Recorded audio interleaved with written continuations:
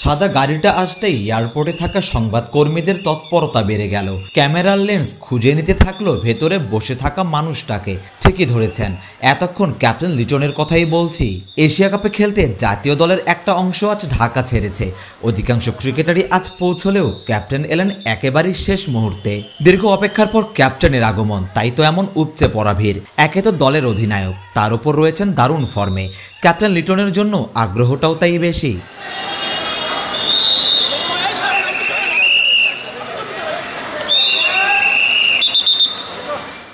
জাকের আলী অনেক একেবারে হিরো সেজে এসেছেন। তামিল হিরো নাকি ক্যারিবিয়ান কেউ, লুক দেখে বোঝার উপায় নেই। তবে কথা শুনে বোঝা গেল তামিল ছবির নায়ক নন, তিনি বাংলাদেশি ক্রিকেটারই। আত্মবিশ্বাসী তবে বিনয়ী।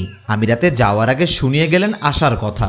বললেন চ্যাম্পিয়ন হতেই যাচ্ছেন, কাউকে জবাব দেওয়ার প্রয়োজন মনে করছেন না। হ্যাঁ, অবশ্যই আমরা ভালো করার চেষ্টা করব, আর প্রত্যেকটা ম্যাচে স্টেপ বাই স্টেপ ভালো করার চেষ্টা থাকবে, যেহেতু ভালো প্রিপারেশন হয়েছে। ওভারঅল যদি বলেন, আমাদের মেইন লক্ষ্য চ্যাম্পিয়ন হওয়া, আর আমরা স্টেপ বাই স্টেপ ভালো খেলে আমরা ভালো একটা টুর্নামেন্ট খেলার জন্য যাচ্ছি। কাউকে জবাব দেওয়ার কিছু নাই, আমরা আমাদের ক্রিকেট খেলবো, আমরা আমাদের বেস্ট ক্রিকেট খেলবো।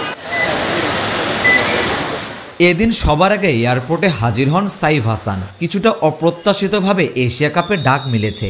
নেদারল্যান্ডসের বিপক্ষে অলরাউন্ড পারফরমেন্স করে প্রত্যাশা বাড়িয়েছেন। সাইফও নিশ্চয়ই এয়ারপোর্টে ভক্তদের আগ্রহ দেখে সেটা আন্দাজ করতে পেরেছেন।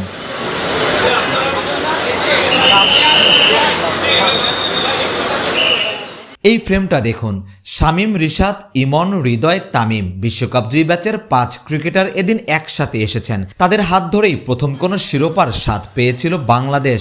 অধরা এশিয়া কাপটাও কি আসবে এবার? এশিয়া কাপ স্কোয়াডের বেশিরভাগ ক্রিকেটারই সকালের ফ্লাইটে ঢাকা ছেড়েছেন। বাকি ক্রিকেটাররা ঢাকা ছাড়বেন সন্ধ্যায়। সকাল সকাল ভক্ত আর সংবাদ মাধ্যমের এমন উপচে পড়া ভিড়ই কিন্তু বলে দেয় এবার সত্যি ট্রফি জয়ের স্বপ্নটা দেখছে তারা।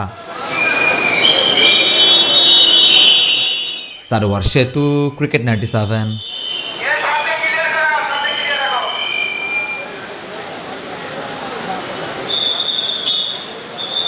ওয়ালটন এখন দেশের সীমানা পেরিয়ে পৌঁছে গিয়েছে 50টিরও বেশি দেশে।